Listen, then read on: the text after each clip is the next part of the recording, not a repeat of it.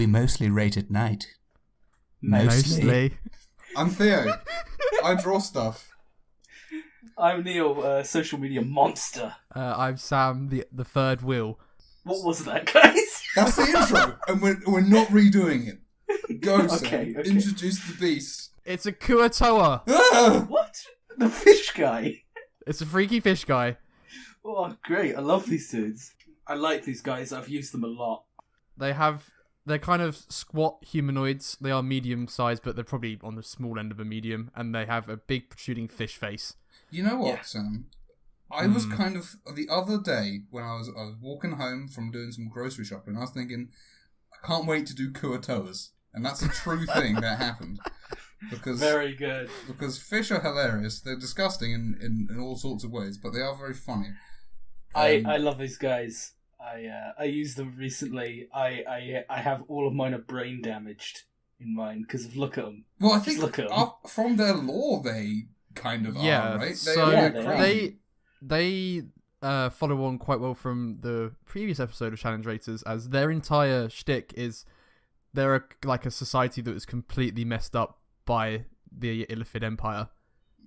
They were kind of put into bondage, and kind of their minds were shattered beyond repair. Oh gosh.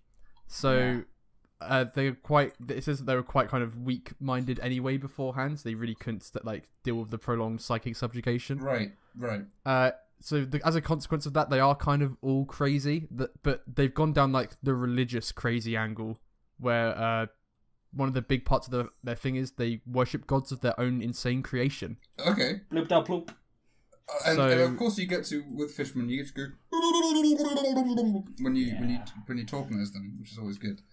But yeah, so they are crazy religious crazy. That's their like whole thing, isn't it? Yeah, that is their subclass of crazy, is religious crazy. Yeah, but like, and they make up their own gods. They don't even worship anything that makes any sense. I think, isn't that like a thing where they like make idols and stuff? Yeah. So the example it gives in the book is one of their most like revered gods is Blibdoolpoolp. Blibdoolpoolp. Yep. Blibdoolpoolp. The sea mother, who takes the form of a female human with a crayfish head and crayfish claws, and an articulated shell covering the shoulders. And it says it was likely invented by Kuatoa that improved on a broken human statue by adding those limbs to it. Crayfishes are like sort of and in lobsters. awe of its own handiwork, they named it a god. Gosh, that sentence alone is hilarious. In awe of its own handiwork, like, man, I did something great here. I must have made God. Do they have legs, right? They do have legs. Yeah, they have kind of gross like webbed 4-digit toes that are quite big. It's kind of I'm just gonna kind of give them sort of floppy limbs. Yeah. It seems to me. Well, hang about. They were fishmen before, though, weren't they? They weren't like transformed into fishmen. No, they were always like this. Yeah, but just physically, there's nothing saying they physically changed. I'm just gonna give it I'm gonna give them clothes. They can wear clothes, right? They do wear clothes. Yeah, I'm gonna try and give it some sort of crazy religious regalia.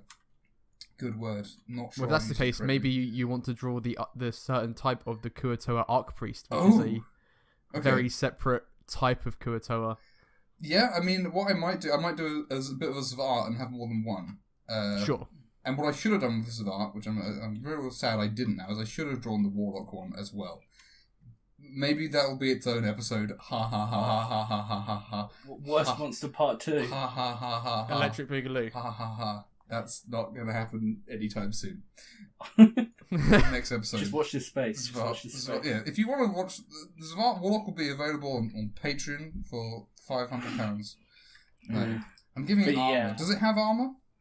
So, it makes a point of them saying they tend to avoid under Kuatoa gear in the book. It says they tend to avoid wearing armor because their skin's quite slippery. Oh, right. So they prefer to use the way that they use like their weapons. They tend to use the standard ones. Will use stuff that is aimed to capture rather than kill. Oh, so nets. Like claws. They'll use lots of nets and such. They'll also have shields that will coat with a sticky goo to catch incoming weapons. That's great. Okay, hang on. I'm giving this guy sort of like a headdress that's going to be, I think it's going to be shells. So it's not armor, it's jewellery. But I hear your no armor, and it makes me sad. We've had lots of. I've been treated recently. We've had lots of things with clothes. Not allowed that anymore. You know what they fear? It does say while they tend to avoid wearing armor because they do love wearing jewelry made from scavenged bones, shells, pearls. I am validated, etc. Hell yeah! I don't care what the book has. Fish can't have hands, so I'm not drawing fingers on this guy. They have completely normal hands. No, they don't. They got flippers like Pingu. I've already drawn a sort of horrifying Pingu face. It's gonna have a terrible Pingu hand. I'm giving this guy, as you can see, a big sort of. I don't know the name for that shell, but that's going to be his. This guy's obviously in charge. He's going to have a crown. Or no, of course he's not going to have a crown. He's going to have a pope hat. He's going to have a pope hat. Perfect. I'm not an idiot. Yeah. He's in charge. It looks a little bit like it's going to have chips in it.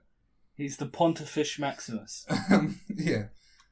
He's definitely. Then I think what I'll have is he'll be in front, and this will be like in front of an altar, and below there's going to be a bunch of other ones. Oh yeah, I'll get into that maybe later. But it's fantastic. Wow. Anyway, and maybe there'll be an altar here. Do they do anything particularly reprehensible? Do they like sacrifice people or anything awful like that? Or do they just sit around going? They are neutral evil, so A bit bad. Ooh. they're not going to be very like rational or a help to the party. They're definitely going to be something they're going to end up fighting. Yeah, I think they. Do they have language even? So language-wise, they only speak Undercommon, so they're not going to be having too much of a chat with you. Okay, there's going to be a big statue here, probably. Generally, the god? Did it have human hands? Did someone say? Crawfish. No. Crawfish hands. So it's just a lobster, but with a human body. Yeah. Is that correct? Yes. Because crawfish are just like lobsters or big shrimp shrimp lobsters. I don't know. I'll get into that at some point. I'm going to do its other hand. Yeah, I guess following on from that, like it does talk about in the book that when it comes to them kind of, making their own gods, that generally means that like they are quite likely to, if they encounter like a quite powerful creature, like it says in the book, like an aboleth or something, they will tend to just start worshipping it as a god, and their own madness will bind them to the fact that like a smart creature could just use them for its own ends. They would not care. And, so I mean, obviously, they make good lackeys for a smart... My first impression is that it's one of those ones that the party could convince that they are a god, as it were. Like they could, if you have a Kuatoas and you don't want to just fight them because they're too lame, you just do an Eldorado and convince them that you're a god or road god, specifically. Potentially. And for as long as you're about, they'll worship you, and then the second you kind of leave and there's nothing around, they'll look at the next thing and start worshipping that. This should be made out of like driftwood. Certainly a fun like scenario. Yeah, definitely. I think it's one of those for a creative party who figured that. I think that could be a fun little thing for them. For my campaign going on at the moment, there's a big evil bad called the Red God. Yeah, and he's super powerful, conquer the world kind of thing. And the Kuatoa, some of them overheard that he existed. Yeah. So they started worshipping him, but they misheard it and called him the Red Log. I see. So they were all praising the Red Log. And the party were like, what are they talking? Oh, that's what they're talking about. A red log. Nice. Exactly. Well, obviously this guy does have a driftwood stick. I guess he's probably stuck. You know what? It's the ocean, so it's gonna have there's gonna be a broken bottle. That's gonna be like the melee part of it. That's going to be the business end. That's going to be affected, right? No. Very good. Very good. I think it's probably worth talking about the Archpriest form and the standard form in this episode together, because I don't think they're quite interlinked. So obviously, as you kind of suggested in your drawing, like each kind of group will be led by an Archpriest who will he'll decide who they worship, and they'll kind of all follow behind him. As opposed to like how they are, like the standard Kuatoa are very weak. Oh yeah, I think to remember they're like goblin equivalent, like challenge. Yeah, rating, they are challenge rating 1 quarter. 1 quarter, exactly. Yeah, they have some interesting things about them. But, like well, for one thing, obviously they're amphibious, so Oh yes, true. Yeah. So you could do an environmental thing there where they come out the water and stuff. They also have a otherworldly perception, which means they can sense the presence of any creature within 30 feet, even if it's invisible or in the ethereal plane. It can pinpoint a creature that is moving, so you can't go. Yeah, weird. They can sense you out. Yeah, okay, sure. There's a lot of possibilities with them. Yeah. To do with that kind of thing, because again, you have the lackeys for other powerful monsters in the Underdark. Yes.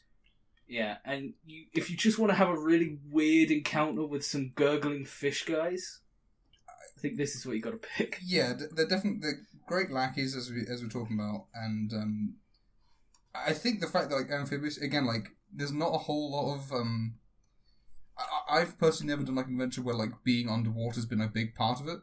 But if you do have like a heavy underwater adventure, they're good like goblin equivalent in terms of what they are and what they do. Yeah. But again, a little bit more interesting than obviously the only other thing is as a reaction they have that sticky shield that I talked about. So if you miss an attack, if you miss an attack when you're fighting them, you must succeed a DC 11 strength saving throw, or the weapon becomes stuck to the shield. If you can't or won't let go of the weapon, the character is then grappled. Okay. Sure. And the weapon can't be used, and you have to, then take a DC 11 check at every turn to try and, as an action, to try and get free. That's quite fun because again, disarming is not like a massive, the common thing in D&D in 5th edition anyway. So I think that being on like a regular enemy, it would make you think twice about just swinging a sword and killing them one at a time like that. Speaking of which, he is going to have one. Just cleave through them. So the Arc Priest is quite a bit stronger than his followers. He is a challenge rating 6. Ooh, that's quite a jump. I think he only has one more AC at 13. Yeah. Same AC. He has 97 hit points. That's quite high. His stat block is very good. Like his lowest is 13, highest is 16. Wow. I did not know that there was such a strong fisherman. Yeah, it has 2 5th level slots, which are Mass Cure Wounds and Scrying. Oh, Mass Cure Wounds, that would be, I mean, that's why. Okay, so... Yeah. So you have an encounter against this guy, and then, like, I would roll, again, because we like 4th edition stuff, you could roll a whole bunch of Kuatoa minions. Yeah. And then maybe a couple of, like, other Kuatoa in there. Like real ones, flesh them out with some minions. You could have a really big combat where like the Archpriest is healing the real Kuatoa and the rest of the minions running around without even like weapons, just kind of flummoxing about. That could be a really fun fight. The rest of his like spell list kind of keeps in fashion with their idea of kind of wanting to capture rather than kill. So like 4th level, you got like control water and stuff. Then lower level, he has hold person, like sanctuary, shield of faith, so protection spells and kind of like CC spells as well. He doesn't really have anything that's super damaging. I'm gonna change his club up so this is more like some sort of religious thing, and then I'll try and get some nets in with the other guys, because this guy's meant to be he's the archpriest, not a warrior. So the gods. A lobster, so it's just gonna have like a lobster, I think, tied to a stick. I know what lobsters look like. Believe it. Good. My name's an Underdark lobster. So. Yeah, exactly. Anyway, I just want to say the one in the book pretty much has a lobster on a stick. So nice. He does. That's a great call. I mean, very, very well done. It is true that I've made no real effort to be like book accurate, but some things are just no brainers. No brainers. You just roll them out, knock them out. That's why you're the professional, man. Good design's good design. Exactly. Now, Sam, isn't there a third type of Kuatoa? There is a third type. So these ones are quite interesting. They are kind of like the heavier hitters that will kind of follow around the Kuatoa Archpriest. They're called Kuatoa Whips. I believe they're actually his like offspring. Oh right, whips. Yeah, they're the Archpriest children. Their primary role is whips. Kind of, but their main role is basically they'll fight each other to the death to claim the throne when the Archpriest dies. Right, they're the apprentices. Okay. Yeah, essentially. Maybe that's what the guys at the end, the front of this thing are going to be.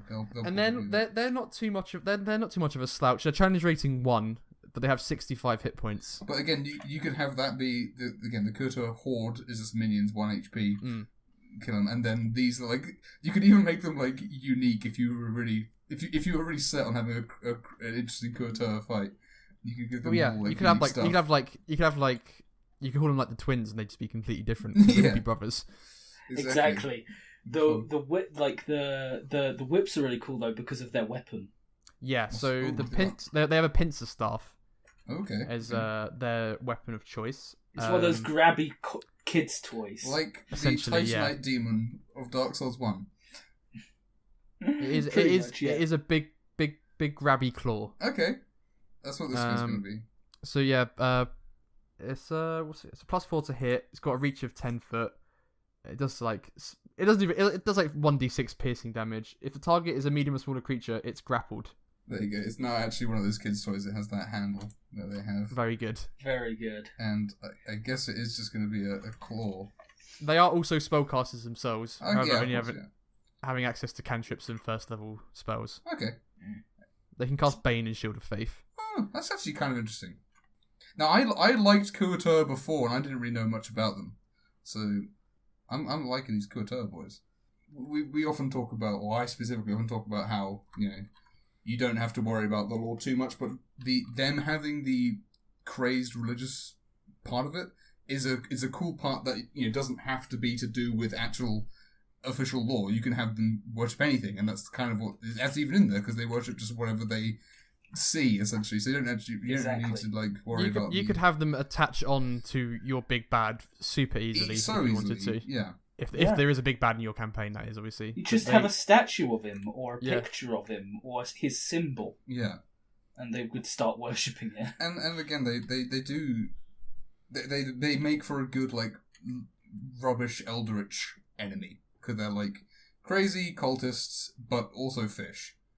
And there's nothing cooler than crazy cultists when you come into doing an eldritch thing. I just think I should mention this. There is a YouTube channel that does Tales of his D&D campaign, TGDC. Mm-hmm. I don't know. The guy calls Demonek, I think. Oh, yeah. That's a plug. Yeah, I plugged someone else. Well, I don't know him. Yeah. But anyway, his big bad of his whole campaign is the Kuatoa. Okay. And the reason why is that the Kuatoa have basically, with the help of their god, conquered all of the underwater. Oh, I see. That's obviously important. They leverage the full strength of the countless D&D races underwater against the surface. There's the evil mermen who are quite interesting, and exactly. And there's also water elves like Aventi, and there's Mero, and there's Sahagwins and Seamen. There's loads. I just want to make a quick note that something maybe that Neil would notice, but I'm getting a kind of Castle Crashers vibe from these monsters. I know exactly. There's an enemy at the end of Castle Crashers, for any of you that have played it, where he looks exactly like the guy in the background. Yeah. And when he dies, he impales himself with his own spear and turns into a cooked piece of fish. I see. I've not played. And it's very good. I like this a lot. Yeah. I've consumed very few media in my life, and that's one of the ones I've not done. It's going to be very different in terms of look to the Mind Flayer, which I think was very. It was just sort of neat. It was just sort of cool. At least I thought so. Whereas this is going to be stupid and cartoony, but that's okay too. I think if I ever see a serious drawing of a Kuatoa, I'll be shocked. Well, it's more Zwart than Mind It's more Flayer. Zwart than Mind Flayer. Yeah, I think that's. Yeah. I think on the spectrum, certainly. Yeah. I mean, these little guys, they are cool. Yeah. I mean, obviously. And they are useful, but they are not endlessly useful. I think they're very useful in the thing that they are. Yeah, there's a bucket that they fit into. Which is why I sort of compared them to goblins, because goblins, as I'm sure we'll go into one day, are very versatile, and these fit a similar role in a aquatic or underdarky setting. Yeah. I mean, the idea of these guys maybe kidnapping someone to sacrifice to their dark god and go and save them. Dude, that's literally if I do run my campaign, that is the actual first quest. Yeah, it's good. It's an obvious one. It's the blacksmith's daughter. Yeah, exactly. Yeah. And you can hint at stuff with an idol. As say, I mean, they're a cool enemy. I'm gonna put barnacles on this again to bring up the Mind Flayer episode again. Remember we did talk about how in my campaign I hinted at them incredibly early on. Yes. This is how I did it. This is exactly how I did it. I used the Kuotoa to hint at it. With they signed the sign of the mind flare, which is wobbling your hands in front of your face. Did the god have feet? Human feet?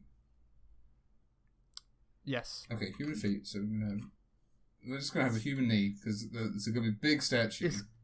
It's all human apart from its face, arms, and it has like kind of like shoulder plates of chitin as well.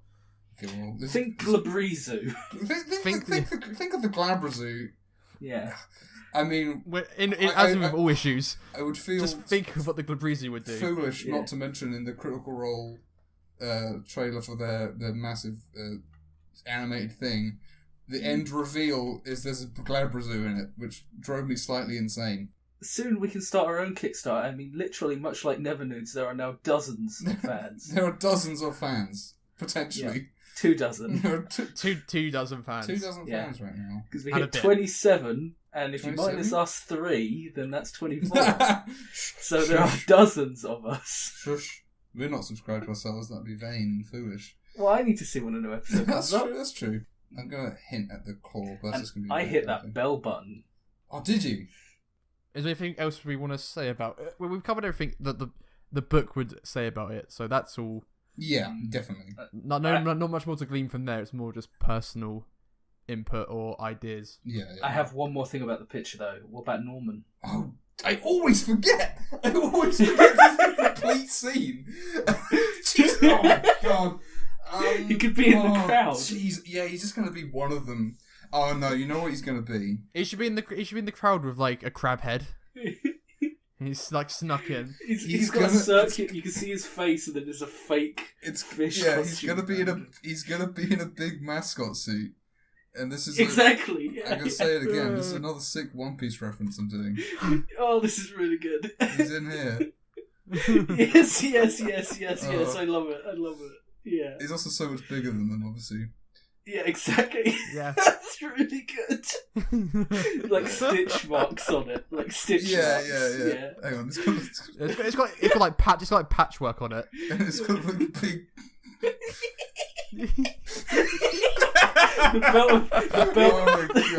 the belt of mankind should be on over the top of it. Oh yeah, it will be, don't worry. It's got a flag.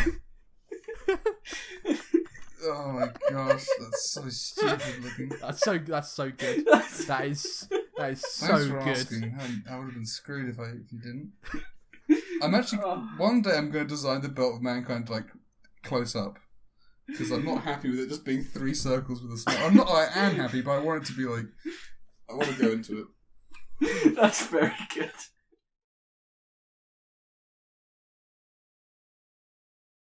And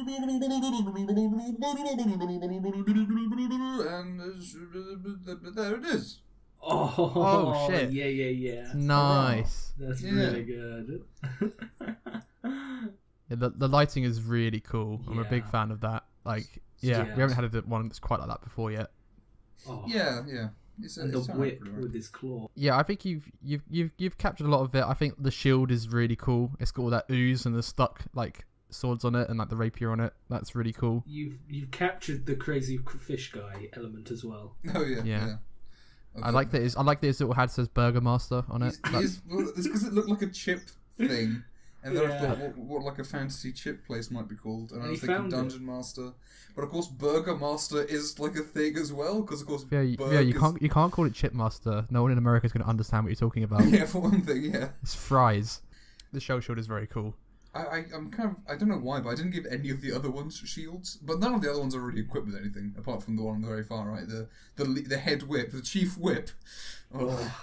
The Chief Whip still has his Castle Crasher vibe to him. Yeah. Yeah. I think it's really cool. Yeah. So that gets props from me. I find this art incredibly cool. Yeah. I scarred him up a bit as well. He's got some facial scars. He's badass. He's the enforcer.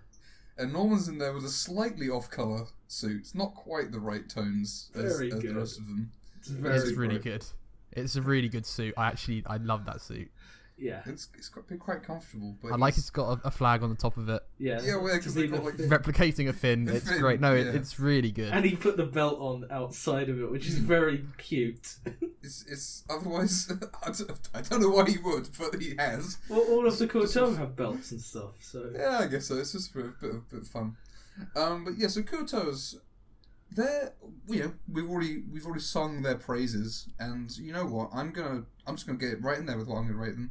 I'm gonna give them a 13. I really like them. They're up there with the Ghoul for me, although they do very different things. They're very specific, which is generally something which I say is like a bad thing, but the specificness of them is like really relevant to what they are. So what I mean by that is they're crazy religious fanatic stuff, which is a very specific thing.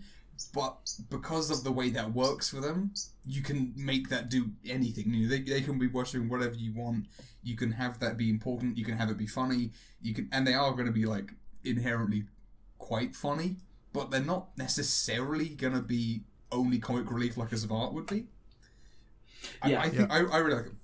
I think they work in quite well with all that because you can really easily work them into certain like plot elements. Because obviously they could just worship the big bad. Obviously, as we discussed before, I think that's quite useful. I had the exact same number in my head. Nice. So I'm going to go 13. I feel like I keep saying that, and I do mean it. I'm not just copying. No, I promise. believe you. I promise fans. I do have my own opinions, but 13 was the random number I had. For me, the rating is like how like keen I am to use them in a campaign if I were to do it myself. Yeah, definitely. How like excited I'd be to like think up a way to use them. For me, like Kuotoa, I really like them. And I can see a lot of really interesting, cool ways to use them. Whereas, like, the Zvart, even though it's fun and it's funny, it's so useless in, like, every situation. So I sit here and kind of end up comparing it, like, because obviously a bit of it is its challenge rating. Obviously, the basic ones are only, like, 1/4. So you start looking at the other things, talking to like, kobolds and, like, goblins and stuff. And they're really big staples and they're really cool. And do I think this is much worse than them? I don't think so. I think it has interesting parts of it that would make the fight unique enough. Yeah, and they do have the whips and the archpriest and stuff, which is again it's like a really neat. Exactly. They do and like all like the horde enemies do have stronger variants to bulk up and to make it more interesting. So, but these don't, they still have that as well. So it doesn't mean it's not counting against them that they are like weak, funny little dudes, because they do have like I think the shield, the sticky shield mechanics. It's very quite cool. unique. Like I can't. Yeah. I don't know. That. It is sticking in my head as well. I don't know many other things that have something like that. Well, it's like the mimic. Yeah, well, exactly. But like the way it's a reaction when you miss them, which is again, there's not a lot of things that have that sort of a thing. Anyway, but Neil, what do you think? I'm going to go lower than you guys, but I'm still going to go good. Like I'm going to go in with an 11. Okay, and I go in with that all for the exact same reasons you are. About how they are really fun and they are really cool, and I love being a Kuotoa when you're being the enemies, and there's little signs of insanity and things like that are really fun. Yeah, and worshipping different gods, all that stuff's just really cool. But I don't feel that if you can use them a lot, if that makes sense. Like they're a comedy little bit to a game. Okay, yeah. And, like, whereas you could have a lot of other enemies be, like, a whole arc, whereas I don't feel you can do that with Kuotoa. It's like you visit the Kuotoa city, or this is the Kuotoa ward, which still is really good. Like, that's where they're challenge rating 11 for me. I love them. First time I played them through with, like, the group I've got at the moment is it was almost like a horror scenario, so that says to their versatility, because they were just completely, like, Gorn up there. Yeah. And, I think 11. 11's fair for me. So I really enjoyed that. That was good. That was a good fun creature. That again, I think it's one of the lesser known ones, definitely. But I think like again, like a party that don't know it, if you do a good job, it'll really stick in their minds as being quite memorable. If you really go ham with it. I completely see that. Yeah, like you can.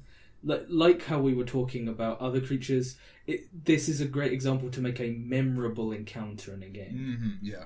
I guess to be honest with D&D, like that's really what you really want out of an encounter. Like the idea of the DM is not to try and it is to challenge the players, but only to the extent that it's something for them to remember and go, oh, do you remember Exactly. that was great. That's You so know, true. The there's real no goal. point in killing them with stuff, or it's just, you know, if you make something fun and memorable, then I think that's the ultimate, like, you did a good job as a DM. The real goal is to get that half an hour after the game's done where they're talking about what they just did. Yeah. That's the real goal of D&D. Oh, and one last thing about Kuotawa. This is again why mine's slightly lower. There is a problem you can run into, which is your players feeling sorry for them. Ah, I see. I get you. Yeah, because they are pathetic. Yeah. Above all else, I think. Not quite as pathetic. Well, in the same way that the Zval is pathetic, but these guys are, like, tragically pathetic. Because they are victims. They're broken. Yeah. If you want to worship Blibdoolpoolp, then you can press the subscribe button. We built a shrine to Blibdoolpoolp, the crawfish god, in the subscribe button. So leave your offering of a click on that. Gosh, that might be the worst outro segue we've ever done. Show that you like the great. Show that he's your favourite.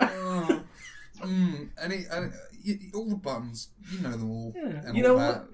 Share it with a friend, but with a timestamp. Maybe that's different. Yeah. I will say in the outro section, you know, you may have noticed the keen viewer will notice we might have done things a little bit differently this time in terms of we're mixing up with the format. We're trying stuff out. We're trying to find the best possible way to do it. Yep. So it's the only way we can get up there with T-Series and PewDiePie. We want to be up in those days. Yeah, we're gonna be the surprise dark horse, third runner. I will be quitting if we don't have 1 million subscribers in a year. It's ka-ching, but for YouTube. Yeah. The classic British kids TV show ka-ching. Terrestrial television from about 15 years ago. There's no way that reference is not going over anyone's head. No, everyone knows about ka-ching. Ka-ching! Ka-ching! No! It's not going in! Sam, that's going to be done later. No, That's the fade out at the end.